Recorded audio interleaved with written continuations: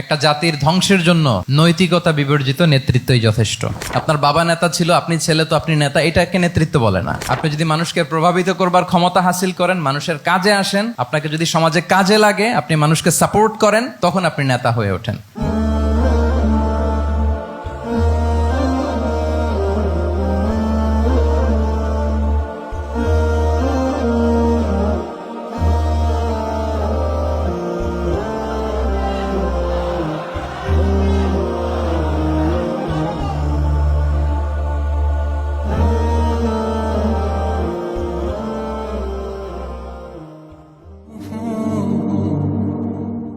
আসসালামু আলাইকুম ওয়া রাহমাতুল্লাহি ওয়া বারাকাতুহু। নাহমাদুহু ওয়া নুসাল্লি আলা রাসূলিহিল কারীম, আম্মা বা'দু, ফাআউযু বিল্লাহি মিনাশ শাইতানির রাজীম। বিসমিল্লাহির রহমানির রহিম। লাকাদ কানা লাকুম ফি রাসূলিল্লাহি উসওয়াতুন হাসানাহ লিমান কানা ইয়ারজুল্লাহা ওয়াল ইয়াওমাল আখিরা ওয়া যাকারাল্লাহা কাসীরা। সাদাকাল্লাহুল আযীম। রাব্বি ইশরাহ লি সাদরি ওয়া ইয়াসসির লি আমরি ওয়াহলুল উকদাতাম মিন লিসানি ইয়াফকাহু কওলি।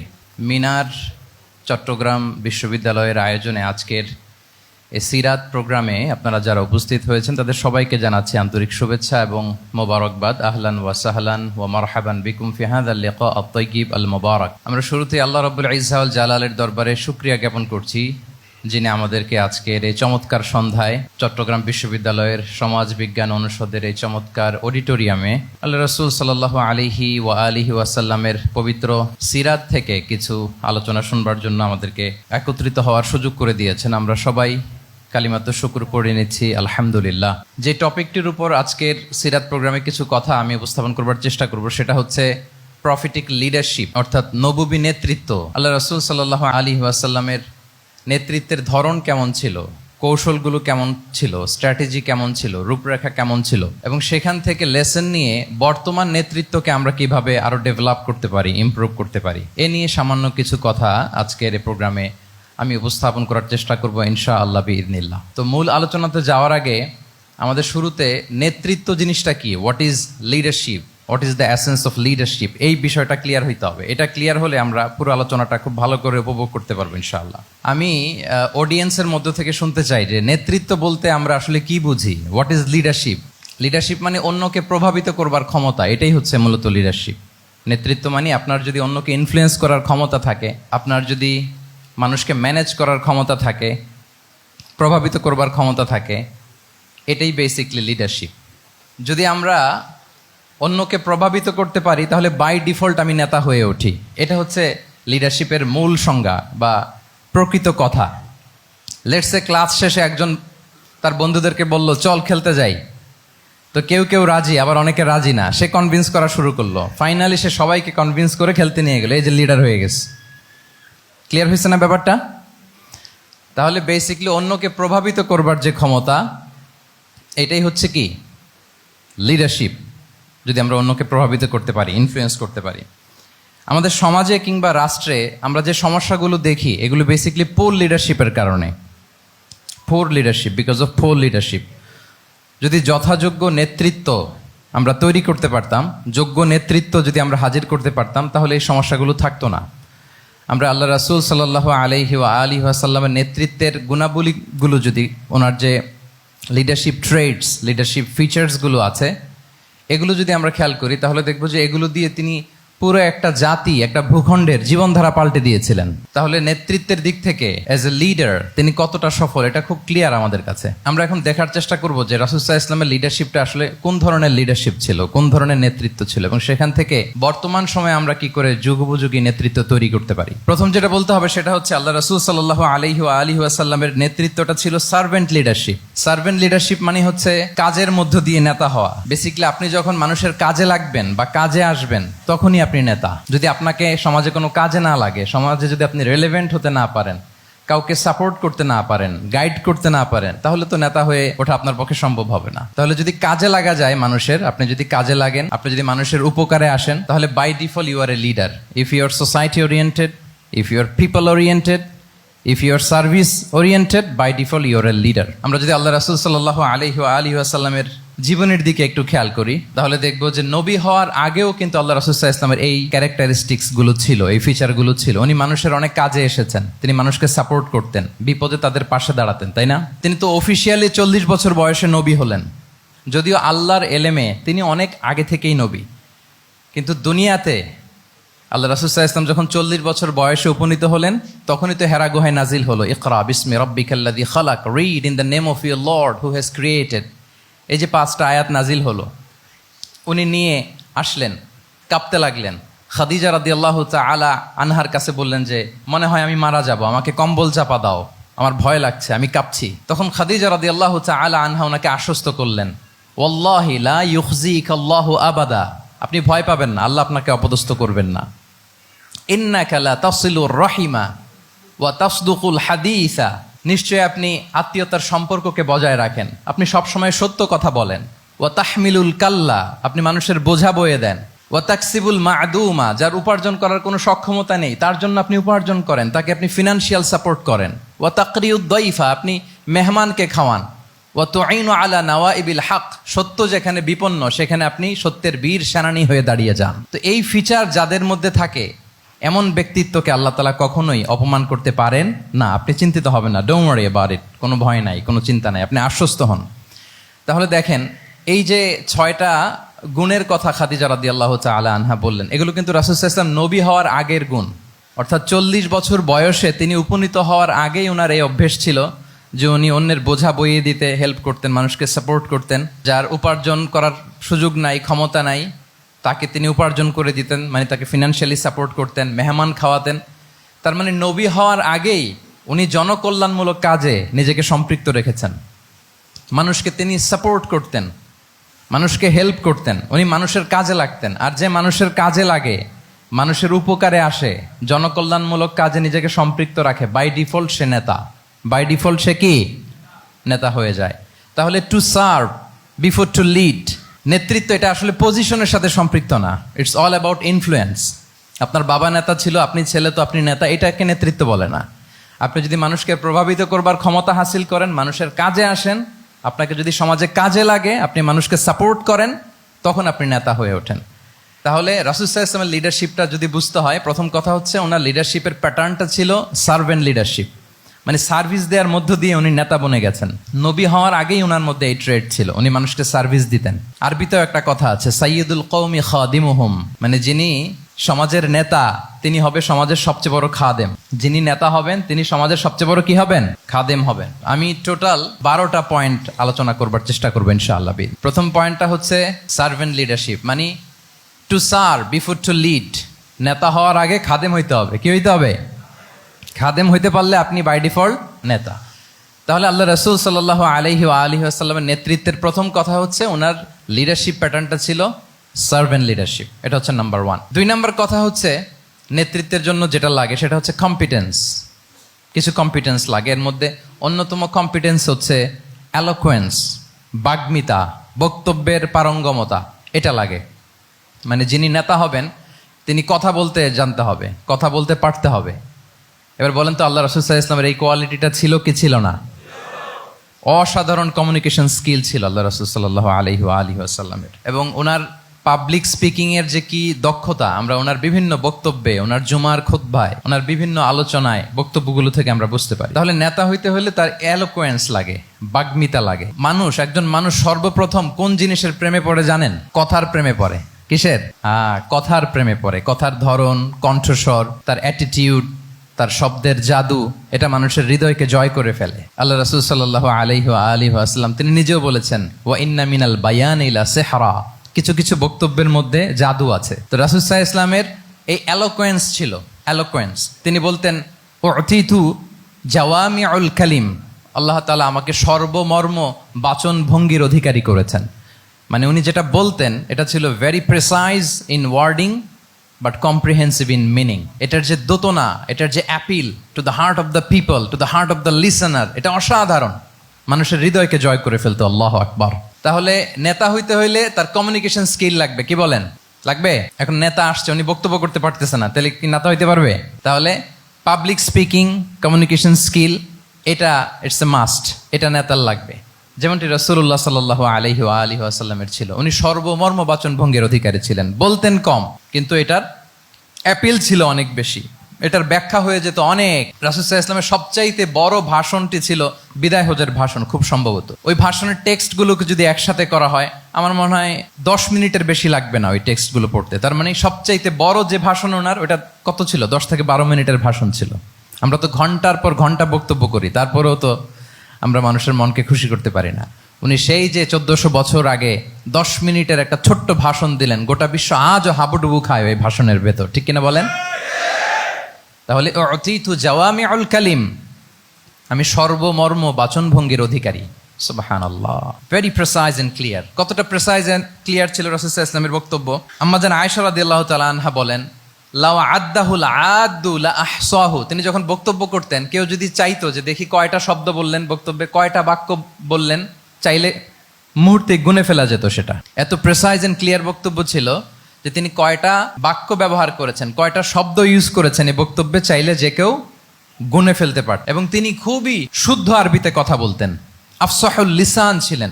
বিশুদ্ধ ভাষায় কথা বলতে পারা এটা অনেক জরুরি। রাসূল সাল্লাল্লাহু আলাইহি ওয়াসাল্লাম অত্যন্ত বিশুদ্ধ আরবিতে কথা বলতেন, এবং বিশুদ্ধ আরবি জানাটা বা বিশুদ্ধ ভাষাটা এত জরুরি যে আল্লাহ তাআলা তার প্রিয় হাবিবকে এই বিশুদ্ধ ভাষা শেখানোর জন্য মায়ের বুকের দুধ খাওয়া থেকে বঞ্চিত রেখেছিলেন। আই রিপিট, আমি আবারও বলছি, বিশুদ্ধ ভাষাটা এত জরুরি যে আল্লাহ তাআলা তার প্রিয় হাবিবকে মায়ের বুকের দুধ থেকে বঞ্চিত রেখেছেন শুধু বিশুদ্ধ ভাষার জন্য। তিনি কিন্তু মায়ের বুকের দুধ খেতে পারেন নাই। হালিমাতু সাদিয়ার সাথে সেই বনু সাদ গোত্রে চলে গিয়েছেন, সেখানে ছিলেন। হালিমাতু সাদিয়া ওনাকে দুধ খাইয়েছেন। এরপরে যখন মরুভূমির চমৎকার পরিবেশে একেবারে বিশুদ্ধ আরবি তিনি শিখেছেন, আবার শিশু মুহাম্মদ সাল্লাল্লাহু আলাইহি ওয়াসাল্লামকে তিনি তার মায়ের কাছে ফিরিয়ে দিয়েছেন। তাহলে চিন্তা করে দেখেন যে বিশুদ্ধ ভাষার জন্য মায়ের বুকের দুধকে স্যাক্রিফাইস করা হয়েছে। আল্লাহু আকবার। তাহলে আম্মা জান আয়েশা রাদিয়াল্লাহু তাআলা আনহা বলতেন, লাউ আদ্দাহুল আদ্দু লা আহসাহু। চাইলে যে কেউ গুনতে পারতো যে তিনি প্রিয় নবীজি কয়টা বাক্য বললেন, কয়টা শব্দ, এত প্রিসাইজ এন্ড ক্লিয়ার ছিল। অন্য বর্ণনায় এসেছে, কানা ইয়াতাকাল্লামু বিকালামিন বাইনাহু ফাসলুন। তিনি এমন ভাবে কথা বলতেন, কথার মাঝখানে মাঝখানে পজ দিতেন। কি দিতেন? পজ দিতেন, মানে একটু থামতেন যাতে করে শ্রোতারা বুঝতে পারে। ইয়াতাকাল্লামু বিকালামিন বাইনাহু ফাসলুন, বলতে বলতে মাঝে মাঝে একটা পজ দিতেন যাতে সবাই বুঝতে পারে। ইয়াহফাযুহু মান জালাসা ইলাই, আশেপাশে যারা বসতো তারা সহজে এটা মুখস্থ করে ফেলতে পারে। পজ দিয়ে দিয়ে, থেমে থেমে, এত চমৎকার করে ওনার প্রেজেন্টেশন ছিল, বক্তব্য মালাগুলো ছিল, ফলে যারা শুনতেছে ইজিলি মুখস্থ করে ফেলতে পারত। এবং গুরুত্বপূর্ণ কথা তিনি এমফাসাইজ করতেন, 3 বার বলতেন। একবার তিনি বলতেছেন, আত্তাকওয়া হা হুনা হা হুনা হা হুনা ওয়া ইউশিরু ইলা সাদরিহি সালাসা মাররাত। তাকওয়াকে তিনি এখানে রেফার করেছেন। আমরা তো মনে করি তাকওয়া সব ঢুকে গেছে এখানে, তাকওয়া ঢুকে গেছে টুপিতে, তাকওয়া ঢুকে গেছে জামাতে, এগুলো তাকওয়ার একটা নমুনা। কিন্তু আল্লাহ রাসূল সাল্লাল্লাহু আলাইহি ওয়াসাল্লাম বলেছেন তাকওয়া এখানে এখানে এখানে, এভাবে 3 বার তিনি ইঙ্গিত করেছেন। গুরুত্বপূর্ণ কথাকে তিনি এভাবে এমফাসাইজ করতেন। মাঝে মাঝে এমন আবেগঘন বক্তব্য উপস্থাপন করতেন, সাহাবারা অশ্রুসিক্ত হতো। ওয়াজিলাত মিনহাল কুলুব যারাফাত মিনহাল উয়ুন। সাহাবারা বলতেন যে আমরা অশ্রুসিক্ত হতাম, আমাদের হৃদয় বিগলিত হতো। এত চমৎকার মর্মস্পর্শী বক্তব্য তিনি করতেন। এটা প্রেক্ষাপটের আলোকে। আবার যুদ্ধের ময়দানে যখন কমান্ড করতেন, তখন আলা সাউতু ওয়াশতাদ্দা গদাবু, তিনি রেগে যেতেন, উঁচু কণ্ঠে তিনি কথা বলতেন, মনে হচ্ছে একজন সেনাবাহিনীর কমান্ডার তার ব্যাটালিয়নকে কমান্ড করছেন। আল্লাহু আকবার। তাহলে বক্তব্যের যত দিক হতে পারে, স্লো মোশনে তেজস্বী বক্তব্য, খুব জ্বালাময়ী বক্তব্য, আবার মর্মস্পর্শী বক্তব্য, সব ধরনের বক্তব্য তিনি করতেন। সুবহানাল্লাহ। তাহলে এলোকোয়েন্স, 2 নাম্বার হচ্ছে এলোকোয়েন্স। কম্পিটেন্সের খুব গুরুত্বপূর্ণ একটা অংশ হচ্ছে এলোকোয়েন্স, বাগ্মিতা। এটা একজন নেতার থাকা চাই। কি বলেন? একজন নেতার এরকম বক্তব্য দিতে জানতে হবে না? আল্লাহ রাসূল সাল্লাল্লাহু আলাইহি ওয়া আলিহি ওয়াসাল্লাম তিনি ঠিক এইভাবে বক্তব্য করতেন। মাঝে মাঝে তিনি ইমোশনাল ইন্টেলিজেন্স ইউজ করতেন, মানে আবেগ অনুভূতিকে নাড়িয়ে দিয়ে শ্রোতাকে প্রভাবিত করে ফেলা। স্পিরিচুয়াল ইন্টেলিজেন্স বা ইমোশনাল ইন্টেলিজেন্স তিনি বক্তব্যের মধ্যে ব্যবহার করতেন। এমনভাবে তিনি নসিহাত করতেন, এমনভাবে কথা বলতেন, মানুষের আবেগ অনুভূতিকে তিনি নাড়িয়ে দিতেন। আল্লাহু আকবার। ছোট্ট একটা উদাহরণ এখানে আমি হাজির করি। আপনারা হুনাইনের যুদ্ধের কথা নিশ্চয়ই শুনেছেন। কত হিজরিতে হয়েছিল? 8ম হিজরি। তার মানে মক্কা বিজয়ের ইমিডিয়েট পরেই, কয়েক সপ্তাহ পরেই তো হুনাইনের যুদ্ধ হয়েছিল। তো এই হুনাইনের যুদ্ধে অনেক ওয়ার বুটিজ মুসলমানদের করতলগত হয়েছিল, মানে অনেক গানিমাত, অনেক সম্পদ ওনারা যুদ্ধ শেষে যুদ্ধলব্ধ সম্পদ হিসেবে পেয়েছিলেন। 24,000 উট, প্রায় 40,000 ভেড়া, এত পরিমাণ গানিমত যখন রাসূল সাল্লাল্লাহু আলাইহি ওয়াসাল্লাম পেলেন, তিনি এগুলো বন্টন করতে শুরু করলেন। কিন্তু রাসূল সাল্লাল্লাহু আলাইহি ওয়াসাল্লাম তিনি বন্টন করতে যে আনসারি সাহাবীদেরকে, অর্থাৎ মদিনার যে সাহাবারা, তাদেরকে কিছুই দিলেন না, বরং তিনি মক্কার সাহাবাদেরকে দিলেন, অন্যান্য গোত্রের লোকদেরকে দিলেন, আশেপাশের সবাইকে দিলেন, কিন্তু দিলেন না কাদেরকে? আনসারি সাহাবীদেরকে। তো ফলে এত বিশাল ওয়ার বুটিজ, এর মধ্যে থেকে কিছুই আনসারিরা পেল না। ওনাদের মধ্যে ক্ষোভের জন্ম নিল। ক্ষোভ থেকে ওনারা সমালোচনা করতে আরম্ভ করলেন আল্লাহ রাসূল সাল্লাল্লাহু আলাইহি ওয়াসাল্লামের, এবং সমালোচনা করতে করতে এটা এমন পর্যায়ে চলে গেল, এক পর্যায়ে তারা বলতে আরম্ভ করলো যে আমরা ওনার জন্য জান দিলাম, জীবন দিলাম, আজকে উনি এত সম্পদ পেয়ে সব নিজ এলাকার লোকদের মাঝে বন্টন করে দিল, এটা কি ঠিক করলো উনি? আল্লাহ তাআলা আল্লাহর নবীকে ক্ষমা করুক। মানে কেমন যেন রাসূল একটা ভুল করে ফেলছেন, রাসূল সাল্লাল্লাহু আলাইহি ওয়াসাল্লাম ওনাদেরকে দিতে বাধ্য ছিলেন, এটা যেহেতু দেন নাই, আল্লাহ তার রাসূলকে ক্ষমা করুক, এরকম একটা কথা তারা বলে ফেললেন। এটা তো অনেক বড় কথা। আল্লাহ রাসূল সাল্লাল্লাহু আলাইহি ওয়া আলিহি ওয়াসাল্লাম যখন এই কথা শুনলেন, তখন তিনি আনসারী সাহাবীদেরকে জড়ো করে একটা গেট টুগেদার করে এমন ইমোশনালি ওনাদেরকে কাবু করলেন, ইমোশনাল ইন্টেলিজেন্স ইউজ করলেন। এখানে তারা এসেছিল ক্ষোভ নিয়ে, অসন্তোষ নিয়ে, পরে সবাই কান্না করে রাসূল সাল্লাল্লাহু আলাইহি ওয়াসাল্লামের কাছে ক্ষমা চেয়ে সেই মজলিস থেকে উঠতে বাধ্য হয়েছে। তিনি সবাইকে ডেকে বললেন, ইয়া মা'আশারাল আনসার আলাম আতিকুম দুল্লালান ফাহাদাকুমুল্লাহ ওয়া আলাতান ফাআগনাকুমুল্লাহ ওয়া আ'দাআন ফাআল্লাফাল্লাহু বাইনা কুলুবিকুম। চমৎকার চমৎকার এক্সপ্রেশন, যে ওহে আনসাররা, আমি কি তোমাদেরকে পথভ্রষ্ট পাইনি, পথহারা পাইনি? আমার ওসিলায় তোমরা হেদায়েতের দেখা পেয়েছো। আমি কি তোমাদেরকে নিঃস্ব পাইনি? আমার ওসিলায় তোমরা সমৃদ্ধ হয়েছো, সম্পদশালী হয়েছো। আমি কি তোমাদেরকে যুদ্ধরত অবস্থায় পাইনি? আউস খাজরাজ তোমরা তো ফাইট করতেছিলে ইচ আদার। আমি যে তোমাদের মধ্যে সম্প্রীতি আর ভালোবাসার মেলবন্ধনে তোমাদেরকে একত্রিত করে দিলাম। আওয়াজাতুম ফি আনফুসিকুম ফি লুআআতিম মিনাদ দুনিয়া। আর দুনিয়ার সামান্য কিছু জিনিসের কারণে তোমরা মনে কষ্ট পাচ্ছ, যেটা দিয়ে আমি কিছু মুসলিমদের হৃদয়কে আকৃষ্ট করছিলাম। তা আল্লাফতু বিহা কওমান লিউসলিমু ওয়া ওয়াকালতুকুম ইলা ইসলামিকুম।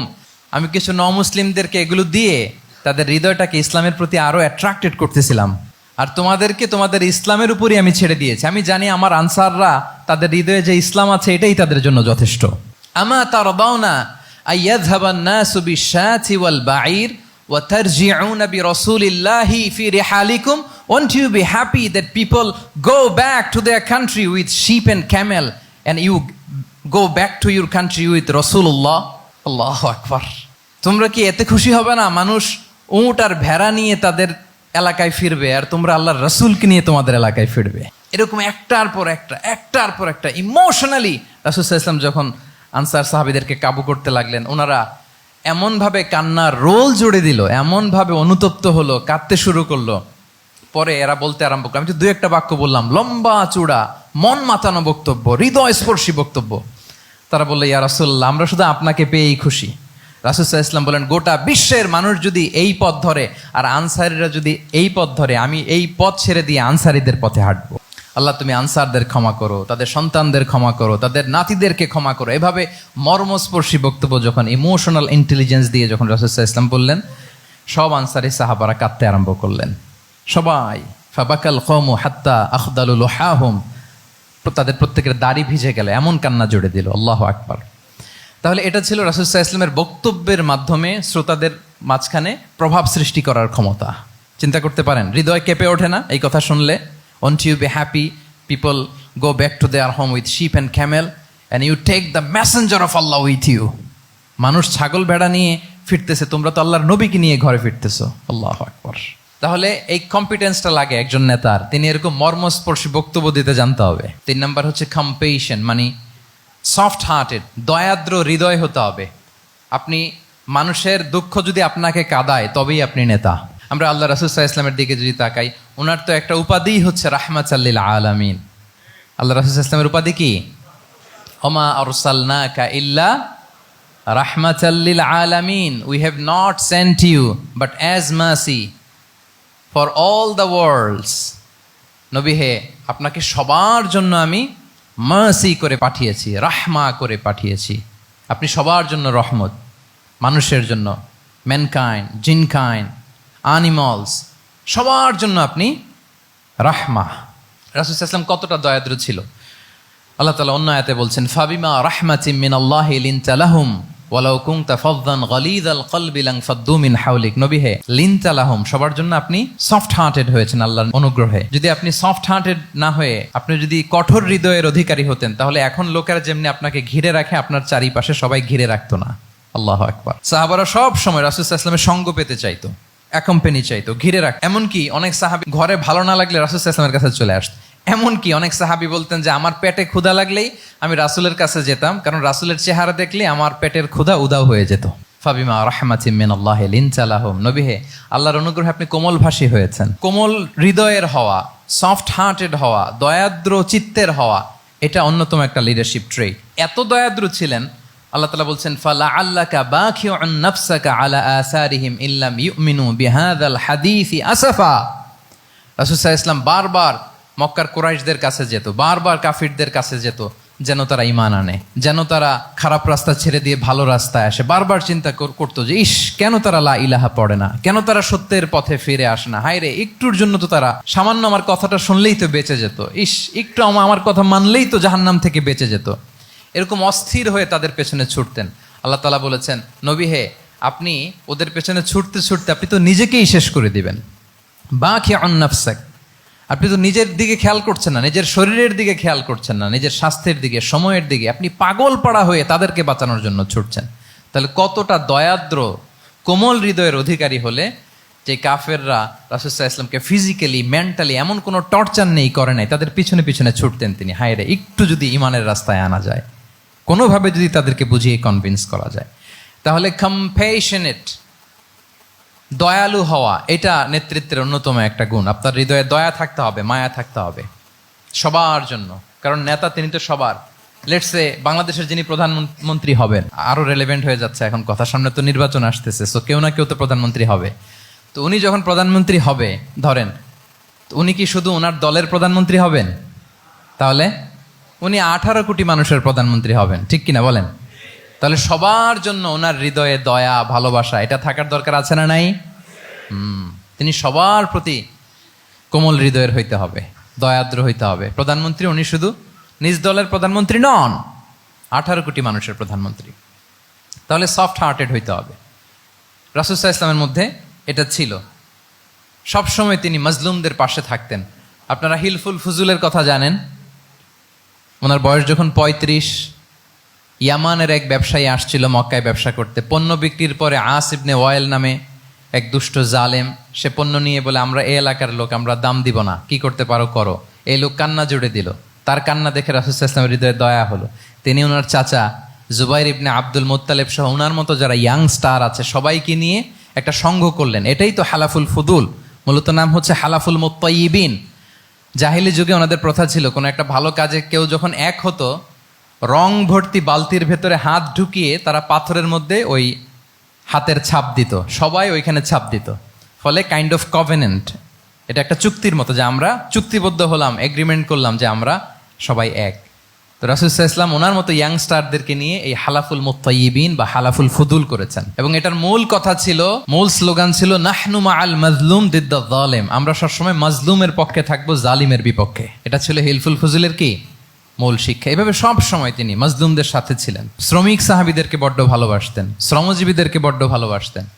এমনকি বিদায় হজের মতো এরকম গুরুত্বপূর্ণ ভাষণও শ্রমজীবীদের কথা বাদ যায়নি, গরিবদের কথা বাদ যায়নি। আরিকাআকুম আতঈমুহুম মিম্মা তাআকুলুন ওয়ালবাসুহুম মিম্মা তালবাসুন। খবরদার, সেদিনও বলেছিলেন সেই বিদায় হজের ভাষণে, তোমরা তোমাদের শ্রমজীবী লোকদের কথা ভুলে যেও না, তোমাদের স্টাফদের কথা, তোমাদের দাস দাসীদের কথা। তোমরা যা খাবে সেখান থেকে তাদেরও খাওয়াবে, তোমরা যে পোশাক পরবে সেখান থেকে তাদেরও পোশাকের ব্যবস্থা করবে। আল্লাহু আকবার। তাহলে রাহমাতাল লিল আলামিন, তিনি ছিলেন কম্প্যাশনেট, দয়ালু হৃদয়ের অধিকারী। 4 নম্বরে হচ্ছে ইন্টেগ্রিটি। ইন্টেগ্রিটি মানে সততা, নৈতিকতা থাকতে হবে। এটা অন্যতম একটা লিডারশিপ ট্রেট।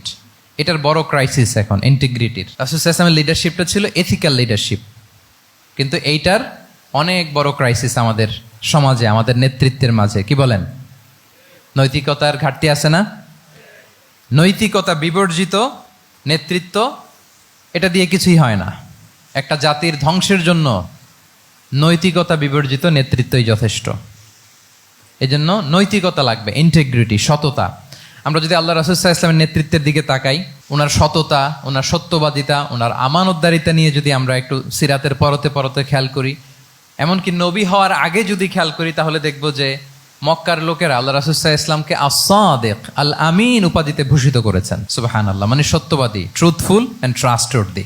স্বয়ং মক্কার লোকেরা, মক্কার মুশরিকরা রাসূল সাল্লাল্লাহু আলাইহি ওয়াসাল্লামকে উপাধি দিয়েছিলেন আল আমিন। কি উপাধি দিয়েছিলেন? আল আমিন। তার মানে কখনো মিথ্যা বলেননি, কখনো আমানতের খেয়ানত করেননি। যখন আয়াত নাজিল হলো ওয়া আনজির আশিরাতাকাল আকরাবিন, হে নবী আপনি আপনার নিকট আত্মীয়দেরকে সতর্ক করুন জাহান্নামের আযাবের, তিনি সাফা পাহাড়ের চূড়ায় উঠে গেলেন, ডাকতে আরম্ভ করলেন, ও মক্কার লোকেরা, ও আমার আত্মীয়রা, আমি যদি বলি এই পাহাড়ের পেছনে একদল ঘোড় সাওয়ার সশস্ত্র ব্যাটালিয়ন তোমাদেরকে এখনই অ্যাটাক করবে, তোমরা কি বিশ্বাস করবে?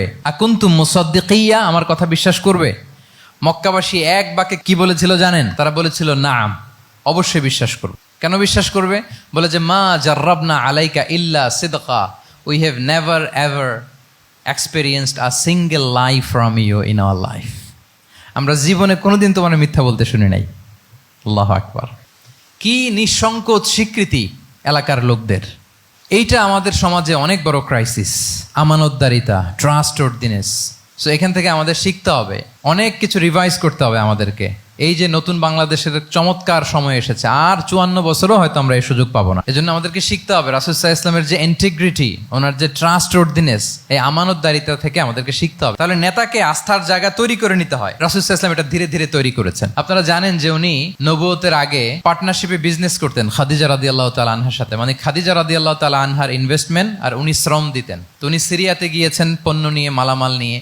ওনার ব্যবসা বাণিজ্যের ধরন কেমন এটা দেখবার জন্য খাদিজা রাদিয়াল্লাহু তাআলা আনহা ওনার এক বান্ধবীকে পাঠিয়েছিলেন ওই ক্যারাভ্যানে, ওই কাফেলায়। নাম ছিল মাইসারা। তো মাইসারাকে বলেছে, মাইসারা তুমি দেখবা যে টাকা পয়সা আবার উল্টাপাল্টা করে কিনা, ঠিকঠাক মতো ব্যবসা করে কিনা, আমার huge investment, on behalf of me তুমি এই ক্যারাভ্যানে থাকবে আর দেখবে যে মোহাম্মদ ঠিকঠাক বিজনেসটা করে কিনা।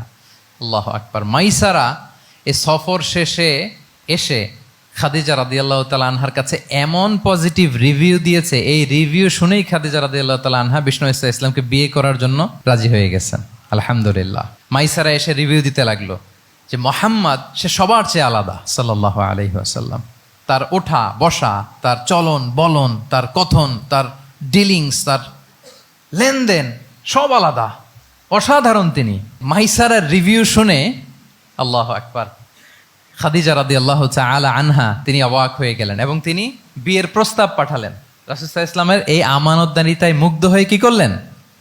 বিয়ের প্রস্তাব পাঠালেন। তাহলে কি পরিমাণে ট্রাস্টওয়ার্দিনেস ওনার ছিল। আরো মজার ব্যাপার হচ্ছে, মক্কার কুরাইশরা, মক্কার লোকেরা রাসূল সাল্লাল্লাহু আলাইহি ওয়াসাল্লামের কাছে এসে আমানতের সম্পদ গচ্ছিত রাখতো।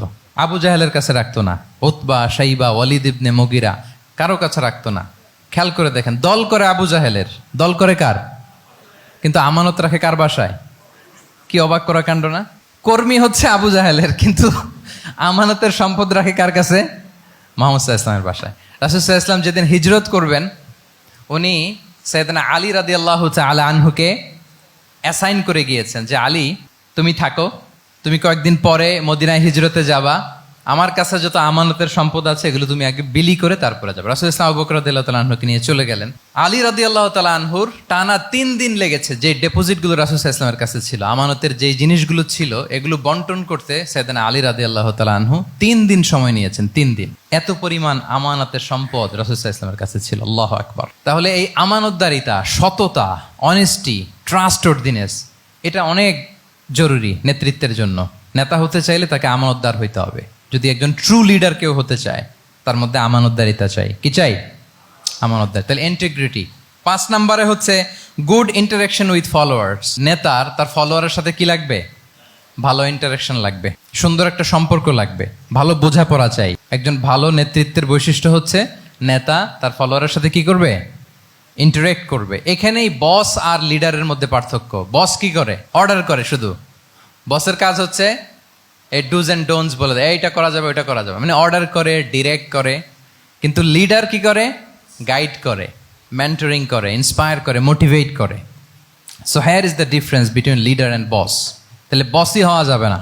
নেতা হইতে চাইলে বসই হওয়া যাবে না। You have to interact with your followers. আপনার ফলোয়ারের সাথে ইন্টারাকশন লাগবে, তবেই আপনি নেতা। আমরা দেখি রাসূল সাল্লাল্লাহু আলাইহি ওয়াসাল্লামের কেমন ইন্টারাকশন ছিল। রাসূল সাল্লাল্লাহু আলাইহি ওয়াসাল্লাম যে কোনো বড় ডিসিশনে সাহাবাদের সাথে কনসালটেশন করতেন, পরামর্শ করতেন, তারপরে সিদ্ধান্ত নিতেন। ওয়াশাবিরহুম ফিল আমর, এই আয়াতের ভিত্তিতে তিনি সবার সাথে কি করে নিতেন? সাহাবাদের সাথে পরামর্শ করে নিতেন।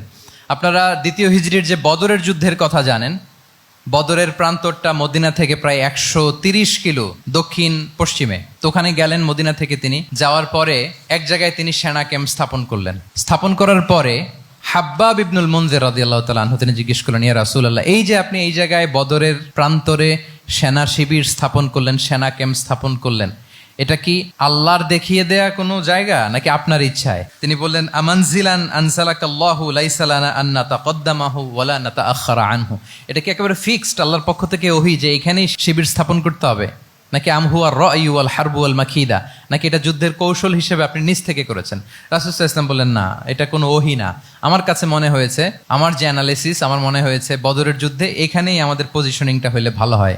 হাব্বাব ইবনে মুনজির রাদিয়াল্লাহু তাআলা আনহু বলেন, না, ইদান লাইসা হাযা বিমানসিল ইয়া রাসূলুল্লাহ, তাহলে এইখানে যদি আপনার নিজ থেকে আপনি এটা ডিসাইড করেন, আমি আপনার অনুমতিক্রমে বলতে চাই ইয়া রাসূলুল্লাহ, এটা সুন্দর জায়গা হয়নি। সুন্দর জায়গা হয়নি? তাহলে কোথায়? হাব্বাব বললেন, ওইখানে, ওই যে বদরের একটা কুয়া আছে, এখানে পানির সোর্স আছে, আমরা যদি ওইখানে একটা ব্লকেট দিয়ে দাঁড়াতে পারি, তাহলে কোরাইশরা এসে আর পানি খেতে পারবে না, ওরা পানি না খেয়েই মরবে, যুদ্ধেও মরবে, পানির অভাবেও মরবে। আল্লাহু আকবার। এক মুহূর্ত দেরি করলেন না রাসূল সাল্লাল্লাহু আলাইহি ওয়াসাল্লাম। এই অপিনিয়ন পাওয়ার সাথে সাথেই বললেন, এই সেনা ক্যাম্প এখান থেকে উঠে হাব্বাব যেখানে বলেছে ওইখানে যে সেনা শিবির স্থাপন করো। এক সেকেন্ডও দেরি করেন নাই। তাহলে কোনো ইগোইস্টিক ঝামেলা ছিল না, ভেরি অ্যাকোমোডেটিভ ছিলেন রাসূল সাল্লাল্লাহু আলাইহি ওয়াসাল্লাম। আমরা অনেক সময় নতুন কোনো কথা শুনলে, কোনো রিফর্ম শুনলে, শ্রোতাদের মধ্যে থেকে কিছু একটা শুনলে আটকে উঠি, চেঞ্জ করতে চাই না, রিজিড হয়ে থাকে। এই রিজিডিটি রাসূল সাল্লাল্লাহু আলাইহি ওয়াসাল্লামের মধ্যে ছিল না, ভেরি অ্যাকোমোডেটিভ ছিলেন, ইজিলি ওপেন আপ করতে পারেন। মুহূর্তেই বলেন, ঠিক আছে, আমি যেখানে করেছি আসলে ঠিক হয় না, হাব্বাব যেখানে বলেছে সবাই ওখানে যে সেনা ক্যাম্প স্থাপন করো। আল্লাহু আকবার। উনি চাইলে বলতে পারতেন, এই হাব্বাব, তুমি কি আমার চেয়ে বেশি বুঝো? আমি তো নবী, তুমি আমার উম্মাহ, আমার কাছে ওহী আসে। কোনো ধরনের আর্গুমেন্টে না যে সরাসরি রাসূল সাল্লাল্লাহু আলাইহি ওয়াসাল্লাম এটাকে মেনে নিলেন। আল্লাহু আকবার। তাহলে এই যে ইন্টারাকশন, দেখেন কত চমৎকার ইন্টারাকশন ছিল সাহাবীদের সাথে রাসূলুল্লাহ সাল্লাল্লাহু আলাইহি ওয়া আলিহি ওয়াসাল্লামের। তাহলে good interaction with your followers, এটা জরুরি। আমরা যদি খন্দকের ঘটনা দেখি, খন্দকের যে পরীক্ষা খনন করা হয়েছিল, এটা কিন্তু কোনো মদিনার বা মক্কার কোনো আরাবিয়ান সাহাবাদের কাছ থেকে এই পরামর্শ আসেনি। এসেছে কার কাছ থেকে? সালমান আল ফারিসি। বাড়ি কই? সেই ইরান, ইয়ামান না, ইরানে। উনি হি ওয়াজ পার্সিয়ান, উনি ইরান থেকে আসছে। তাহলে ইজিলি তিনি সাহাবীদের কাছ থেকে চমৎকার অপিনিয়ন আসলে সেটাকে পিক করতেন এবং তাদের সাথে চমৎকার ইন্টারাকশন ছিল। সাহাবীদের সাথে, ফলোয়ারদের সাথে ওনার কতটা গভীর ইন্টারাকশন ছিল, ছোট্ট একটা হাদিস বলে, হাদিসটা সহিহ, মুসনাদে আহমদ ইবনে হাম্বালে এসছে। আমি এই পয়েন্টটা শেষ করছি। রাসূল সাল্লাল্লাহু আলাইহি ওয়াসাল্লামের যুগে এক সাহাবী ছিল, তার নাম ছিল জাহির ইবনে হারাম আল আশজাঈ। জাহির সাহাবীর নাম কি? সবাই বলুন, কি নাম? জাহির রাদিয়াল্লাহু তাআলা। উনি মদিনায় থাকতেন না, উনি মরুপল্লীতে থাকতেন, মানে বেদুইন ছিলেন আর কি। মদিনা তো শহর, সিটি, উনি সিটিতে থাকতেন না, উনি থাকতেন মরুপল্লীতে। ওখানে তিনি অর্গানিক ফলমূল, শাকসবজি চাষ করতেন। রাসূল সাল্লাল্লাহু আলাইহি ওয়াসাল্লাম ওনার এই অর্গানিক ফলমূল আর শাকসবজি খুব পছন্দ করতেন। ফলে উনি প্রায় সেই মরুপল্লী থেকে রাসূল সাল্লাল্লাহু আলাইহি ওয়াসাল্লামের জন্য অর্গানিক ফ্রেশ ফ্রুট আর শাকসবজি মদিনায় নিয়ে আসতেন এবং এগুলো ফ্রিতে দিতেন রাসূল সাল্লাল্লাহু আলাইহি ওয়াসাল্লামকে অ্যাজ এ গিফট। উপহার হিসেবে রাসূল সাল্লাল্লাহু আলাইহি ওয়াসাল্লামকে মরুপল্লী থেকে চাষ করে আনা ফলমূল, শাকসবজি দিতেন। আর কিছু শাকসবজি, ফলমূল তিনি মদিনার বাজারে বিক্রি করতেন। তো একবার তিনি এসে রাসূল সাল্লাল্লাহু আলাইহি ওয়াসাল্লামকে অর্গানিক এই ফ্রুটগুলো দিয়ে বাকিগুলো মদিনার বাজারে বিক্রি করতেছেন। রাসূলুল্লাহ সাল্লাল্লাহু আলাইহি ওয়া আলিহি ওয়াসাল্লাম বাজার ভ্রমণে গেলেন, যে দেখে ওই তো জাহির, উনি আবার কানা রজুলান দামিমান, একটু কুৎসিত দেখতে, একটু খাটো কুৎসিত শ্যামবর্ণের ছিলেন।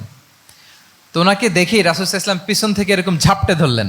উনি তো আর দেখতে পারতেছেন না কে ধরলো। উনি বলে, মান হাদা আরসিলনি, এই ছাড়ো ছাড়ো, কে কে, এই কোন লোক আমারে ধরলো, ছাড়ো ছাড়ো করে অস্থির। যখন পিছনে ফিরে দেখে আল্লাহ রাসূল সাল্লাল্লাহু আলাইহি ওয়াসাল্লাম, এখন আর ছাড়াছাড়ি করে না, এখন ওনার পিঠটা রাসূল সাল্লাল্লাহু আলাইহি ওয়াসাল্লামের বুক মোবারকের দিকে আরো লাগাই দিচ্ছে এইভাবে। সুবহানাল্লাহ। এতক্ষণ বলে, এই কে, ছাড়ো ছাড়ো। যখন দেখে রাসূল সাল্লাল্লাহু আলাইহি ওয়াসাল্লাম এখন আর তাড়াহুড়ো করতেছে না, এখন ওনার পিঠটা রাসূল সাল্লাল্লাহু আলাইহি ওয়াসাল্লামের বুক মোবারকের সাথে আরো ঠেলে দিচ্ছে।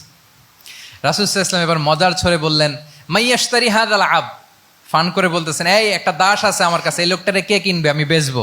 জাহির রাদিয়াল্লাহু তাআলা আনহু বলেন, ইয়া রাসূলুল্লাহ, ইদান ওয়াল্লাহি তাজিদুনি কাসিদান, আমি কালো মানুষ, আমি সস্তা মানুষ, আমারে বেচলে বেশি দাম পাবেন না আপনি। আমি তো সস্তা মানুষ ইয়া রাসূলুল্লাহ। রাসূল সাল্লাল্লাহু আলাইহি ওয়াসাল্লাম বললেন, আনতা লাস্তা ইনদাল্লাহি কাসিদ ইয়া জাহির। হে জাহির, তুমি আল্লাহর কাছে সস্তা নও। আনতা ইনদাল্লাহি গালি, তুমি আল্লাহর কাছে বড্ড দামি। তোমার স্কিন ব্রাইট কালার না, তুমি কুৎসিত। তুমি দুনিয়াতে সস্তা হতে পারো, কিন্তু আমার আল্লাহর দরবারে তুমি কভু সস্তা নও। আনতা ইনদাল্লাহি গালি, আল্লাহর কাছে তুমি বড্ড দামি। দেখেন ইন্টারেকশন কোন মাত্রায় গেলে পিছন থেকে যে এরকম হাক করা যায়, ঝাপটে ধরা যায় এক সাহাবীকে। সুবহানাল্লাহ বিহামদি। এরকম গুড ইন্টারাকশন ছিল। অনেক অনেক ভুরি ভুরি সিরাতের পরতে পরতে আপনারা পাবেন যে রাসূল সাল্লাল্লাহু আলাইহি ওয়াসাল্লামের সাথে সাহাবাদের ইন্টারাকশন কত চমৎকার ছিল। 6 নম্বরে হচ্ছে কারেজ, সাহসিকতা। নেতা হইতে হইলে সাহস লাগবে না? নেতারে বাঁচানোর জন্য কর্মীরা দৌড়াইতেছে সামনে, নেতা যদি ছোটে পেছনে, তাহলে হবে? তাহলে তো তাকে নেতা বলা যায় না। কি বলেন? নেতার তো হি শুড বি কারেজাস, তার সাহসী হইতে হবে, দুর্দান্ত সাহস থাকতে হবে তার। রাসূল সাল্লাল্লাহু আলাইহি ওয়াসাল্লামের এরকম দুর্দান্ত সাহস ছিল, অত্যন্ত সাহসিকতার অধিকারী তিনি ছিলেন। এবং এই লিডারশিপ ট্রেটটা খুবই জরুরি, এটাকে বলে mother skill. Courage is a mother skill, এটাই সব। এই হিম্মত লাগবে। আর রাজুলু যু হিম্মা ইউহিল উম্মাহ, যার হিম্মত আছে সেই জাতিকে জাগাতে পারে, ঠিক কিনা? এই যে আমাদের কাছে তো উদাহরণ একেবারে হাতের কাছেই, এই যে 5 আগস্টে, এই যে জুলাই আপরাইজিং, যদি কারেজ না থাকতো আমাদের তরুণদের, আমাদের জেনজিদের, তাহলে এই পরিবর্তন কি আমরা দেখতে পেতাম? না। আমি গল্প শুনছিলাম যে এই চট্টগ্রাম বিশ্ববিদ্যালয় থেকে 2 জন শহীদ হয়েছে। আল্লাহ তাদের কবরগুলোকে তুমি জান্নাতে টুকরা বানিয়ে দাও। এই যে আমাদের তরুণরা তাজা রক্ত দিয়ে একটা চেঞ্জ এনেছে, পরিবর্তন, এটা তো কারেজ, তাদের সাহসিকতার বহিঃপ্রকাশ, ঠিক কিনা? এটা লাগবে। কেউ যদি লিড দিতে চায়, লিডার হতে চায়, তার এটা লাগবে, মাস্ট। রাসূল সাল্লাল্লাহু আলাইহি ওয়াসাল্লাম অত্যন্ত সাহসী ছিলেন। 2-1টা উদাহরণ আমরা সিরাত থেকে দেখি। একবার মদিনাতে রাত্রিবেলা বিকট একটা আওয়াজ হলো, বিকট এত আওয়াজ, সবাই ঘুম থেকে জেগে গেল। ঘুম থেকে জেগে সবাই হতভম্ব, কিরে এত আওয়াজ তো মদিনাতে কখনো শুনি না। ঘটনা কি? কেউ ঘোড়া নিয়ে, কেউ উট নিয়ে, কেউ খচ্চর নিয়ে, কেউ এমনি খালি পায়ে ছুটতে আরম্ভ করলো আওয়াজের দিকে, দেখি যাই কোথায় কি হলো। সবাই ছুটতে ছুটতে মাঝপথে যেয়ে দেখে রাসূল সাল্লাল্লাহু আলাইহি ওয়াসাল্লাম আওয়াজ কোথায় হয়েছে, কোত্থেকে হয়েছে দেখে ফিরে আসতেছে, আর বলতেছে লান তুরাউ, ডোন্ট ওয়ারি, আরে ভয় নাই, দেখে আসছি আমি। আল্লাহু আকবার। ভয় নাই, আমি দেখে আসছি, এভরিথিং ইজ ফাইন দেয়ার, সব ঠিক আছে, যাও ফিরো মদিনায় ফিরো। সবাই ভয় পেয়ে ঘোড়া টোরা ওট হাঁকিয়ে ছুটতে আরম্ভ করছে। অনেক দূর যাওয়ার পরে দেখে রাসূল সাল্লাল্লাহু আলাইহি ওয়াসাল্লাম আবু তালহা রাদিয়াল্লাহু তাআলা আনহুর একটা খুবই ক্ষিপ্ত ঘোড়া নিয়ে উনি দেখে ভিজিট করে ফিরে আসতেছেন। সুবহানাল্লাহ। তাইলে বিপদ ঘটলে নেতা থাকতে হবে কই, সামনে না পেছনে? আমাদের নেতারা থাকে কই? নাকি পেছনেও খুঁজে পাওয়া যায় না? It's a big crisis. নেতা থাকবে কোথায়? Front liner. Leader should be front liner. উনি তো লিড দিবে, নেতৃত্ব দিবে। এখন ওনারা যদি খুঁজে পাওয়া না যায়, তাহলে থাকবে কিছু না। এই যে শিখতে হবে আমাদের, যেমনটা রাসূল সাল্লাল্লাহু আলাইহি ওয়াসাল্লাম করলেন। বিকট আওয়াজ, উনি আগে চলে গেছে, কাউকে না বলে দেখে টেকে চলে আসতেছে। আল্লাহু আকবার। হুনাইনের যুদ্ধে এক পর্যায়ে মুসলমানরা পর্যদুস্ত হয়ে যাচ্ছিল, আপনারা অনেকে জানেন। To make the long story short, পুরো ঘটনাটা আমি আনবো না। সাহাবারা দিক বিদিক ছুটতে আরম্ভ করলো। পাহাড়ের উপর থেকে এমন প্রবল বেগে তীর ছোড়া হচ্ছিল, সাহাবারা টিকতে পারছিলেন না, কেউ এদিকে কেউ ওদিকে। রাসূল সাল্লাল্লাহু আলাইহি ওয়াসাল্লাম এই তীর তলোয়ারকে উপেক্ষা করে সামনে যেয়ে দাঁড়ালেন ঢালের মতো, আর বললেন আনা নবিয়্যু লা কাযিব আনা ইবনু আব্দুল মুত্তালিব। এই সাহাবারা, আনা নবিয়্যু লা কাযিব, আমি সত্য নবী, আমার দিকে ফেরো। I'm the grandson of Abdul Muttalib, আমি দাঁড়িয়ে আছি, ফেরো। রাসূল সাল্লাল্লাহু আলাইহি ওয়াসাল্লামের যখন এই সাহসী স্টেটমেন্ট তারা পেলেন, আবার আল্লাহু আকবার ধ্বনি নিয়ে সাহাবারা সামনের দিকে এগিয়ে গেছেন। এই যে আগালেন, আর পিছু ফিরলেন না, হুনাইন জয় করেই ছাড়লেন। আল্লাহু আকবার।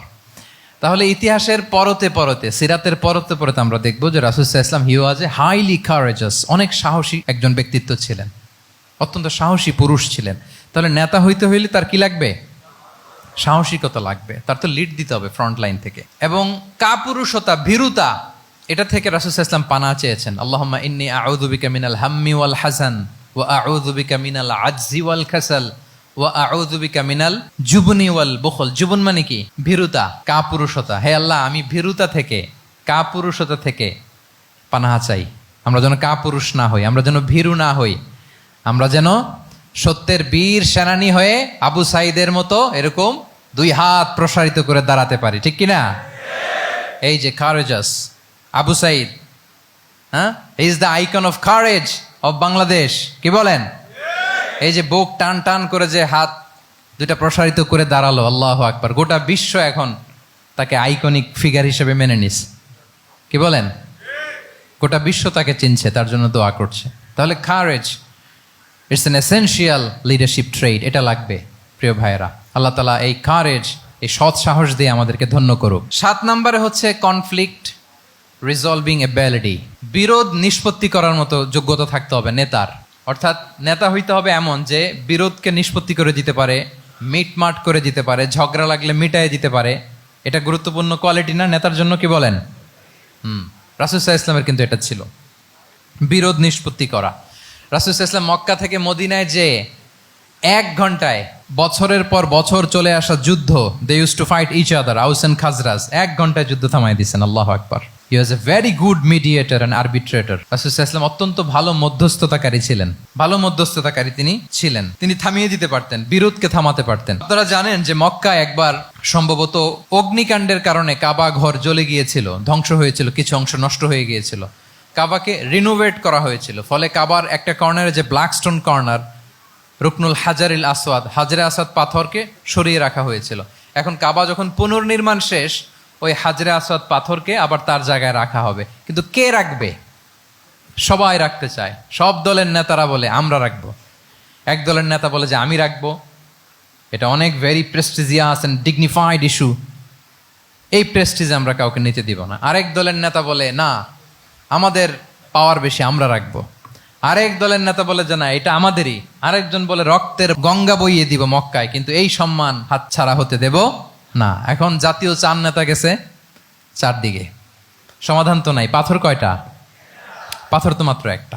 ইন দ্য মিন টাইম রাসূল সাল্লাল্লাহু আলাইহি ওয়াসাল্লাম আসলেন। রাসূল সাল্লাল্লাহু আলাইহি ওয়াসাল্লামকে দেখেই সবাই হ্যাপি, সবাই বলে যা আমিনুন রাদিনা বি, এই তো আলামিন আসছে, ওই ফয়সালা করবে।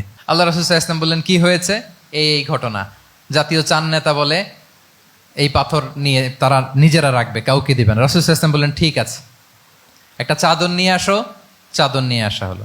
এবার জাতীয় 4 নেতা চাদরের 4 কর্নার ধরে দাঁড়ালো। রাসূল সাল্লাল্লাহু আলাইহি ওয়াসাল্লাম নিজ হাতে হাজরে আসওয়াদ তুলে চাদরের মাঝখানে রাখলেন। এবার 4 নেতাকে বললেন আসো তোমরা আমার সাথে। তারা আগাতে লাগলো। কাবা ঘরের সামনে যখন আসলো, রাসূল সাল্লাল্লাহু আলাইহি ওয়াসাল্লাম নিজ হাতে, ওনার বরকতময় হাতে আবার হাজরে আসওয়াদ ধরে ঠিক জায়গায় মতো রেখে দিলেন। এতক্ষণ কিন্তু 4 নেতা কি বলছে? কাউরে ধরতে দিব না, কাউকে। কিন্তু এখন চাদরের কোনা ধরেই happy. This is called conflict resolving ability. একজন নেতার এরকম কনফ্লিক্ট, সমাজে যখন এই ধরনের বিরোধ তৈরি হয়, ঝামেলা তৈরি হয়, মারামারির মতো পরিস্থিতি তৈরি হয়, সংঘাতের মতো একটা সিচুয়েশন হয়, নেতা এটাকে রিজলভ করার ক্যাপাসিটি, এবিলিটি তার থাকতে হবে। আল্লাহ রাসূল সাল্লাল্লাহু আলাইহি ওয়াসাল্লামকে আল্লাহ তাআলা এটা দিয়েছিলেন। আল্লাহু আকবার। শুধু বড় বড় জিনিস না, ছোট ছোট জিনিসও করতে হয়। লেটস সে নিজ দলের নেতা কর্মীদের মধ্যে মারামারি, নিজ দেশের ভেতরে মারামারি, দেশের সাথে প্রতিবেশী দেশের বিরোধ, রিজিওনাল সুপার পাওয়ার হলে আশেপাশের অনেকগুলো দেশের মধ্যে বিরোধ, আপনাকে নেতা হয়ে এগুলো মিটমাট করে দিতে হবে। সুপার পাওয়ার যদি হয়ে যান, গোটা বিশ্বের যেখানে ঝামেলা লাগে, দেখেন না বড় বড় মোড়লরা কি করে? ওই কাতারে বসে বসে ওই আফগানিস্তান, তারপর ওই ইসরায়েল, কাতার মিলাই দিচ্ছে, দেখেন না এগুলো নিউজে আপনারা? This is called conflict resolving ability. কনফ্লিক্টকে রিজলভ করতে জানতে হয়। রাসূল সাল্লাল্লাহু আলাইহি ওয়াসাল্লাম এরকম রাষ্ট্রীয় পর্যায়ে, বড় বড় সামাজিক পর্যায়ে, এমনকি ফ্যামিলি অ্যাফেয়ার্সের মধ্যে যত বিরোধ লাগতো, রাসূল সাল্লাল্লাহু আলাইহি ওয়াসাল্লাম মিলাই দিতেন। আল্লাহু আকবার। ফ্যামিলি কাউন্সিলিং, এজন্য প্রত্যেক ইমাম খতিবদের এই কাউন্সিলিং এর উপর ট্রেনিং নেওয়া দরকার। আমাদের পরিবারগুলো ভেঙে যাচ্ছে, পরিবারগুলো কি হচ্ছে? ভেঙে যাচ্ছে। আমি পশ্চিমা দেশে আমাদের অনেক স্কলারদের দেখেছি, যারা ইমাম এবং খতিব, তাদের আলাদা করে উইকলি 7 ঘন্টা, 8 ঘন্টা, 10 ঘন্টা এরকম রাখতে হয় ফ্যামিলি কাউন্সিলিং এর জন্য। যাদের মধ্যে বিরোধ, হাজব্যান্ড ওয়াইফের ঝামেলা চলতেছে, উনি কাউন্সিলিং করে। এটা খুব জরুরি। আল্লাহ রাসূল সাল্লাল্লাহু আলাইহি ওয়াসাল্লাম এটা করতেন, সাহাবাদের মধ্যে করতেন, ইভেন নিজের স্ত্রীদের মধ্যেও করতেন। সহিহ বুখারীতে এসেছে, ওনার স্ত্রীদের মধ্যে 2টা গ্রুপ ছিল। পজিটিভলি নেন, 2টা গ্রুপ, আবার এটা ওই গ্রুপ মনে করেন না। অর্থাৎ মানবিক কারণে সামান্য যে জেলাসি থাকে এক স্ত্রীর সাথে আরেক স্ত্রীর, এটা তো খুব স্বাভাবিক। ওই ওনাদের মধ্যে একসাথে তো অ্যাট এ টাইমে খুব সম্ভবত 9 জন স্ত্রী বেঁচে ছিলেন। হাফসা রাদিয়াল্লাহু তাআলা আনহাকে কেন্দ্র করে একটা গ্রুপ, আয়েশা রাদিয়াল্লাহু তাআলা আনহাকে কেন্দ্র করে একটা গ্রুপ। তাদের মধ্যে অনেক কথাবার্তা, কিছু মানবিক কারণে যেগুলো হয়, এটা কিন্তু ছিল। রাসূল সাল্লাল্লাহু আলাইহি ওয়াসাল্লাম প্রায় ওনাদেরকে নিয়ে বসে এগুলো রিজলভ করে দিতেন। ওনার নিজের কন্যা ফাতেমা রাদিয়াল্লাহু তাআলা আনহার সাথে আলী রাদিয়াল্লাহু তাআলা আনহার যদি মনোমালিন্যের ঘটনা ঘটতো, এগুলো উনি রিজলভ করে দিতেন। এবং খুব কাছাকাছি ছিল কিন্তু ঘর। যারা মদিনায় মাআরিদুস সিরান নাবাবিয়া ওগুলোতে গিয়েছেন, দেখবেন যে রাসূল সাল্লাল্লাহু আলাইহি ওয়াসাল্লামের ঘরের পাশে অন্যান্য স্ত্রীদের ঘরগুলো একটার পর একটা, পাশেই ফাতেমা রাদিয়াল্লাহু তাআলা আনহার ঘর। একবার তিনি দুপুরবেলা ফাতেমা রাদিয়াল্লাহু তাআলা আনহার ঘরে গেলেন, যে দেখেন যে ঘরে আলী রাদিয়াল্লাহু তাআলা আনহু নেই। তো জিজ্ঞেস করলেন যে আইনা ইবনু আম্মি, কোথায় আলী কোথায়? তো বললেন যে কানা বাইনি ওয়া বাইনাহু শাই, আমাদের মধ্যে একটু ঝগড়াঝাটি হয়েছে আর কি, মনোমালিন্য হয়েছে। ফাগাদাবানি, উনি একটু রেগে গেছেন আমার উপর। ফাখারাজা ফালাম ইয়াকিল ইনদি, প্রত্যেকদিন খাওয়ার পরে তো এখানেই কাইলুলা করে, আজকে আর ঘরে কাইলুলা করে নাই, কই যেন চলে গেছে। তো কোথায় গেল? রাসূল ইসলাম লোক পাঠালো, খুঁজে দেখো আলী কোথায়। আলী রাদিয়াল্লাহু তাআলা আনহু উনি মনের কষ্ট নিয়ে মসজিদে নববীর মধ্যে শুয়ে আছেন। তো রাসূল ইসলাম খুঁজতে খুঁজতে মসজিদে নববীর ভেতরে গেলেন, দেখলেন যে উনি যে শুয়ে আছে, ওনার গায়ের জামাটা এক পাশে পড়ে আছে আর বালুর মধ্যে ওনার শরীর পড়ে আছে। তো উনি ডাকলেন, কুম ইয়া আবা তুরাব, কুম ইয়া আবা তুরাব, হে বালির বাবা আলী, বালির বাবা আলী, ওঠো ওঠো। মজা করে বললেন যে ইয়া আবা তুরাব, যেহেতু বালি লেগে আছে গায়ে, বালির বাবা আলী ওঠো। ওখান থেকে ধরে এনে ফাতেমা রাদিয়াল্লাহু তাআলা আনহার কাছে নিয়ে আসে, দুইজনকে পাশে বসিয়ে এই যে আবার মিটমাট। এটা ছিল রাসূল সাল্লাল্লাহু আলাইহি ওয়াসাল্লামের ডেইলি বেসিসে একটা অ্যাক্টিভিটি। কনফ্লিক্ট তিনি রিজলভ করে দিতেন। সহিহ বুখারীতে একটা অধ্যায় আছে, কিতাবুস সুলহি ফিল বুখারীতে আছে কিতাবুস সুলহ, এটার নাম, অধ্যায়টার নাম হচ্ছে কিতাবুস সুলহ, মানে মীমাংসা করে দেওয়ার অধ্যায়। একটা পরিচ্ছেদ আছে, পরিচ্ছেদের নাম হচ্ছে বাবু কওলিল ইমামি লি আসহাবিহি ইযহাবু বিনা নুসলিহ বাইনাহুম। রাসূল ইসলাম প্রায় বলতেন যে আমাকে নিয়ে যাও, আমি মিলাই দিব। ঝগড়া ঝাঁটি মারামারির কথা শুনলে রাসূল ইসলামের বিখ্যাত ডায়লগ এটা। উনি বলতেন, আরে ঝগড়া, ইযহাবু বিনা, আমি আছি, আমার নিয়ে যাও, আমি মিলাই দিব। আমাকে নিয়ে যাও, আমি সংশোধন করে দিব। আল্লাহু আকবার। তাহলে কনফ্লিক্ট রিজলভিং এবিলিটি, এটা একজন নেতার থাকা চাই। 8 নম্বরে হচ্ছে visionary. A leader should be futuristic, সময়ের আগে চলতে পারা, এটা নেতার কাজ। He should see beyond the boundary, out of the box. তাকে আউট অফ দ্য বক্স চিন্তা করতে হবে। কর্মীরা যদ্দূর দেখে এরপর থেকে নেতা দেখা শুরু করবে, তখন সে হয়ে উঠবে নেতা। এটাকে বলে ভিশনারি। এই ট্রেটটা একটা লিডারশিপ ট্রেট, খুব গুরুত্বপূর্ণ লিডারশিপ ট্রেট, মানে ফারসাইটেডনেস থাকা, দূরদর্শিতা থাকা, ফিউচারিস্টিক অ্যাটিটিউডের হওয়া, সময়ের আগে চলতে পারা, মানে আগ থেকে আন্দাজ করতে পারা। রাসূল সাল্লাল্লাহু আলাইহি ওয়াসাল্লামের মধ্যে এটা ছিল। কেমন ছিল? ওনার দুই একটা উক্তি আমি কয়েকটা হাদিস শেয়ার করি। তিনি বলতেন, ইন্নাল্লাহা যাওয়ালি আল আরদা ফারাআইতু মাশআরিকাহা ওয়া মাগারিবাহা ওয়া ইন্না মুলকা উম্মতি সায়াবলুগু মুলকুহা মা যুবিয়ালি মিনহা। আল্লাহ তাআলা এই পৃথিবীটাকে ফোল্ড করে ছোট রেপ্লিকা বানিয়ে আমার সামনে তুলে ধরেছেন। ফারাআইতু মাশারিকাহা ওয়া মাগারিবাহা, আমি পৃথিবীর প্রাচ্য পাশ্চাত্য সবটুকুন দেখেছি। আর আমি যদ্দূর দেখেছি ঠিক তদ্দূর জায়গায় আল্লাহ তাআলা লা ইলাহার বাণী পৌঁছে দিবে। পৃথিবীতে এমন কোনো জায়গা আছে যেখানে লা ইলাহার ধ্বনি উচ্চারিত হয় না? এমন কোনো জায়গা নেই। তার মানে ফিউচারিস্টিক। সে 1400 বছর আগের কথা, যে পৃথিবীর আনাচে কানাচে কোথাও বাকি থাকবে না, সব জায়গায় ইসলাম পৌঁছে যাবে। অন্য জায়গায় বললেন, লা ইয়াবলাগান্না হাযাল আমরু মা বালাগাল লাইলু ওয়ান নাহার ওয়ালা ইয়াতরুকুল্লাহু বাইতা মাদার ওয়ালা ওয়াবার ইল্লা আদখালাহুল্লাহু হাযাদ দ্বীন। এই ইসলাম যেখানে দিন হয়, রাত হয়, পৃথিবীর যেখানে দিন রাত্রি সংঘটিত হয়, সব জায়গায় পৌঁছবে। এমন কোনো কাঁচা ঘর, পাকা ঘর, কোনো জঙ্গল, কোনো পাহাড়, কোনো ভূখণ্ড, এই পৃথিবীতে কোনো এমন কোনো জনপদ থাকবে না যেখানে ইসলামের বাণী পৌঁছবে না। সব জায়গায় পৌঁছে যাবে। আল্লাহু আকবার। তাহলে এটা হচ্ছে ফিউচারিস্টিক অ্যাটিটিউডের ব্যক্তিত্ব হওয়ার কারণে তিনি এমনটি বলেছেন। আগাম বুঝে ফেলতেন। আপনারা হুদাইবিয়ার সন্ধির কথা জানেন না? হুদাইবিয়ার ট্রিটির কথা শুনেছেন না? 1400 সাহাবা গিয়েছিলেন ওমরা করতে, ওরা ওমরা করতে দিবে না, সন্ধি করো। তো কি সন্ধি? বলে যে রসুলুল্লাহ লেখা যাবে না, মুহাম্মদ রসুলুল্লাহ, নো রসুলুল্লাহ, রসুলুল্লাহ কাটো। সাহাবিরা বলে আমরা কাটতে পারবো না। রাসূল ইসলাম বললেন না না, কেটে ফেলো। কাটা হলো। এই বছর ওমরা করতে পারবো না, সাহাবারা বলে আমরা মানি না। রাসূল ইসলাম বললেন এটাও মেনে নাও। আগামী বছর আসবা ওমরা করতে, থাকতে পারবা মাত্র 3 দিন। কয়দিন? সাহাবিরা বলে অসম্ভব, এটা আমাদের ভূখণ্ড, আমরা যতদিন মনে চায় থাকবো। রাসূল ইসলাম বললেন না না, বাদশেদ না, মেনে নাও। মক্কা থেকে কোনো লোক মদিনায় গেলে আমাদেরকে মক্কায় ফেরত দিতে হবে, কিন্তু মদিনা থেকে কেউ মক্কায় আসলে আমরা ফেরত দেব না। দেখছেন ক্লজগুলো? দেখছেন একটার পর একটা, সবগুলো কাফিরদের পক্ষে যায়। কোনো সাহাবা রাজি হচ্ছেন না, কিন্তু আল্লাহ রাসূল সাল্লাল্লাহু আলাইহি ওয়াসাল্লাম কি বলেন? মেনে নাও, রাজি। কারণ সাহাবারা তো অতটুক দেখতে পারতেছে না। বলেন 3 তালা উপর থেকে, 3 তালা ভবন থেকে একজন মানুষ যদ্দূর দেখে, 30 তালা ভবনের উপর থেকে কি ওইরকমই দেখে? পানোরামিক ভিউ দেখে, সে অনেক বড় করে দেখে। আর 3 তালার উপর থেকেই সামান্য কিছু দেখে। রাসূল সাল্লাল্লাহু আলাইহি ওয়াসাল্লাম অনেক দূর দেখতে পাচ্ছিলেন। তিনি চিন্তা করলেন, কিছু বছর যদি আমাদের মধ্যে দাঙ্গা হাঙ্গামা যুদ্ধ বন্ধ থাকে, আমরা গ্লোবালি ইসলামকে ছড়াই দিতে পারবো। শান্তভাবে মদিনাতে একটা স্ট্রং ইসলামিক কমিউনিটি আমরা তৈরি করতে পারবো। আল্লাহু আকবার। এবং তিনি দেখতে পাচ্ছিলেন, ইন্না ফাতাহনা লাকা ফাতহাম মুবিনা, এই হুদাইবিয়ার এই চুক্তি, যেটা আদতে অ্যাপারেন্টলি মনে হচ্ছে সব আমাদের বিপক্ষে যায়, আসলে এইটাই আমাদেরকে ভূমি ধস জয় এনে দিবে। আল্লাহু আকবার। এবং সেটাই হয়েছে। 9 নাম্বার হচ্ছে রেজিলিয়েন্স। এটা একটা চমৎকার লিডারশিপ ট্রেট। রেজিলিয়েন্স মানে সংকট কাটিয়ে ঘুরে দাঁড়াবার সামর্থ্য, মানে যাকে কেউ থামাতে পারে না। আনস্টপেবল, আনস্টপেবল, কোনো কিছু তাকে থামাতে পারে না। লেগে থাকার মানসিকতা, টিকে থাকার মানসিকতা, সহজে হার না মানা, আবার ঘুরে দাঁড়ানো, এটার বলে রেজিলিয়েন্স। এই ক্যাপাসিটি, এই কোয়ালিটি রাসূল সাল্লাল্লাহু আলাইহি ওয়াসাল্লামের মধ্যে ছিল। হি ওয়াজ আনস্টপেবল, হ্যাভিং আনবিলিভেবল সাবর। কোনো কিছু রাসূল সাল্লাল্লাহু আলাইহি ওয়াসাল্লামকে থামাতে পারে নাই। পেরেছে? বলেন, পেরেছে কেউ থামাতে? ছোটবেলা থেকে স্ট্রাগল করে একটার পর একটা স্ট্রাগল ফেস করে বড় হয়েছেন। জন্মের আগেই তো ওনার পিতাকে আল্লাহ তাআলা উঠিয়ে নিলেন। তার মানে বাবাকে নিজ চোখে এই দুনিয়াতে আমাদের প্রিয় নবীজি দেখে যান নাই। আল্লাহ রাসূল সাল্লাল্লাহু আলাইহি ওয়াসাল্লাম ওনার বাবাকে, পিতাকে দেখছেন? দেখেন নাই। ওনাদের আমেনা এবং আব্দুল্লাহ, ওনাদের সংসার ছিল মাত্র সপ্তাহখানেক, 1 সপ্তাহ সংসার। এই সপ্তাহখানেকের সংসারেই আল্লাহ তাআলা রাসূল সাল্লাল্লাহু আলাইহি ওয়াসাল্লামকে ওনার মায়ের পেটে পাঠিয়েছেন।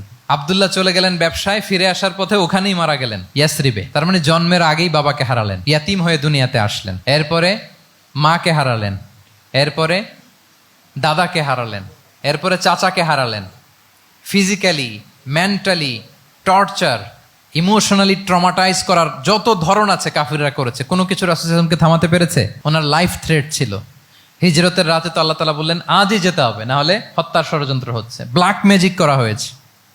রাসূল সাল্লাল্লাহু আলাইহি ওয়াসাল্লাম খাসির মাংস, খাসির যে বাজুর মাংস, এটা পছন্দ করতেন। খাইবারে এক ইহুদি নারী এই খাসির মাংসের মধ্যে বিষ মিশিয়ে, পয়জন দিয়ে রাসূল সাল্লাল্লাহু আলাইহি ওয়াসাল্লামকে খাইয়েছিল হত্যার জন্য, একটার পর একটা। বলেন, রাসূল সাল্লাল্লাহু আলাইহি ওয়াসাল্লামের মিশন থেকে এক চুল পরিমাণ ওনাকে পেছনে নেওয়া গিয়েছে? He was unstoppable. This is called resilience.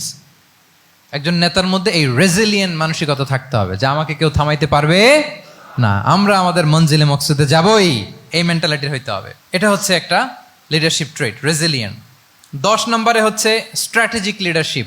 নেতার কৌশলী হতে হয়। তার যেই লক্ষ্য, মিশন, ভিশন, এটা সে সুকৌশলে আদায় করে নিবে। শুধু স্ট্র্যাটেজি নিয়ে, রাসূল সাল্লাল্লাহু আলাইহি ওয়াসাল্লামের স্ট্র্যাটেজি নিয়ে সুদীর্ঘ আলোচনা হতে পারে। আমি 2-1টা স্ট্র্যাটেজির কথা বলি, 2-1টা ওয়ার স্ট্র্যাটেজি। যুদ্ধের ময়দানে উনি কি স্ট্র্যাটেজি অবলম্বন করতেন দেখেন। উনি যুদ্ধের ডিস্ট্রাকশনকে, ক্যাজুয়ালিটি মিনিমাইজ করবার জন্য ওনার নির্দেশনা থাকতো, খবরদার কোনো নারীর গায়ে হাত তুলো না যুদ্ধের ময়দানে, শিশুর গায়ে হাত তুলো না, কোনো পাদ্রীর গায়ে হাত তুলো না, উপাসনারত যে সন্ন্যাসীরা আছে তাদের গায়ে হাত তুলো না, ওই এলাকার গবাদি পশুগুলোকে মেরো না, গাছপালা ধ্বংস করো না, যারা তোমাদের বিরুদ্ধে তলোয়ার ধরেনি তাদেরকে অ্যাটাক করো না। আল্লাহু আকবার, হোয়াট এ স্ট্র্যাটেজি! এবং যুদ্ধ চলাকালীন সময়ে সব সৈনিককে উনি এক জায়গায় মোতায়েন করতেন না, 5 ভাগে ভাগ করে নিতেন। ডান পাশে মাইমানা, বাম পাশে মাইসারা, সামনে হচ্ছে মুকাদ্দিমাতুল জাইশ, মাঝখানে কালব, পেছনে খালফ। এইভাবে 5টা ব্যাটালিয়নে ভাগ করে তারপরে তিনি যুদ্ধ পরিচালনা করতেন। What a war strategy! বদরের যুদ্ধে যখন পৌঁছলেন মদিনা থেকে 130 কিলোমিটার দূরে, দূরে আফসা দেখা যায়, মরিচিকার মধ্যে দেখা যায় ওই যে মুশরিকরা ওখানে আসছে, কিন্তু তারা কতজন এটা তো বোঝা যায় না। তো কিছু ছেলে এই মরুভূমিতে থাকে, ওদেরকে পানি সরবরাহ করে। এদেরকে রাসূল সাল্লাল্লাহু আলাইহি ওয়াসাল্লাম জিজ্ঞেস করলেন যে কুরাইশরা যে আসছে তারা সংখ্যায় কত? এটা না জানলে তো উনি ওনার ওয়ার স্ট্র্যাটেজি ঠিক করতে পারবেন না, যুদ্ধের কৌশল। তো এরা বলে নাহনু লা নাদরি, আমরা জানি না কত। এখন এটা কিভাবে তিনি বের করবেন? সংখ্যায় তারা কত এটা তো আমাকে ফাইন্ড আউট করতে হবে। রাসূল সাল্লাল্লাহু আলাইহি ওয়াসাল্লাম বলেন যে ওরা কি খায়? বলে যে প্রতিদিন ওট জবাই করে খায়। তো রাসূল সাল্লাল্লাহু আলাইহি ওয়াসাল্লাম বলেন যে প্রতিদিন কয়টা ওট লাগে? বলে যে ইয়াউমান তিসআন ওই ইয়াউমান আশরান। 2 দিন হয়েছে আসছে, তো প্রথম দিন দেখলাম 9টা জবাই করছে, আজকে দেখছি 10টা জবাই করছে। রাসূল সাল্লাল্লাহু আলাইহি ওয়াসাল্লাম বললেন ইদান আল কওমু মা বাইনা আত-তিসআমিয়া ওয়াল আলফ। তাহলে ওরা 900 থেকে 1000-এর মধ্যে। সুবহানাল্লাহ। এবার বলেন বদরের যুদ্ধে কুরাইশদের সংখ্যা ছিল কত? আল্লাহু আকবার, হোয়াট এ ওয়ার স্ট্র্যাটেজি! নমুনা দেখে বুঝে ফেলছেন কতজন তারা। এইভাবে রাসূল সাল্লাল্লাহু আলাইহি ওয়াসাল্লাম ওনার স্ট্র্যাটেজি নির্ধারণ করতেন। লোকেশন শেয়ার করতেন না। সুবহানাল্লাহ। কোথায় যাবেন বলতেন না, চলো চলো বলে ছুটতেছেন। কোথায় যাবেন উনি জানেন। অ্যাটাক করবেন এই দিকে, ডান দিকে। অ্যাটাক করবেন কোন দিকে? কিন্তু মদিনা থেকে বের হতেন বাম দিক দিয়ে। অ্যাটাক করবেন উত্তরে, মদিনা থেকে বের হতেন কোন দিক দিয়ে? দক্ষিণ দিক দিয়ে। যে রাতে হিজরত করবেন মদিনা উত্তর দিকে, উনি দক্ষিণ দিকে চলে গেছেন গারে সাউরে 3 দিন থেকে আগে, ওরা যাতে বুঝতে না পারে। সুবহানাল্লাহ। এটা ছিল রাসূল সাল্লাল্লাহু আলাইহি ওয়াসাল্লামের ওয়ার স্ট্র্যাটেজি। এবং সবাই যেই পথে মক্কা থেকে মদিনা যায় উনি কিন্তু ওই পথে যাননি। ক্যারাভেনগুলো, কাফেলাগুলো যেই পথে মক্কা থেকে মদিনায় ইউজুয়াল রুট যেটা, যাননি। সাওয়াহেলি পথে সাগরের পাশ দিয়ে স্পেশাল একজন গাইড ভাড়া করে তিনি গিয়েছেন। আল্লাহু আকবার। This is call strategy. তাহলে স্ট্র্যাটেজিক লিডারশিপ লাগবে, একজন নেতার স্ট্র্যাটেজিক প্ল্যানিং ঠিক করা লাগবে, এটা তাকে সামনের দিকে আগাতে অনেক সহায়তা করবে। 11 নম্বর, প্র্যাকটিক্যাল উইজডম, অর্থাৎ প্রজ্ঞা থাকতে হবে। একজন নেতা যে ডিসিশনগুলো সে মেক করবে এটা প্রজ্ঞায় সুসজ্জিত হইতে হবে। আল্লাহ রাসূল সাল্লাল্লাহু আলাইহি ওয়া আলিহি ওয়াসাল্লামের যতগুলো সিদ্ধান্ত ছিল, কাজ ছিল, কোনোটাই প্রজ্ঞা থেকে খালি ছিল না, সবগুলো ছিল প্রজ্ঞায় সমৃদ্ধ।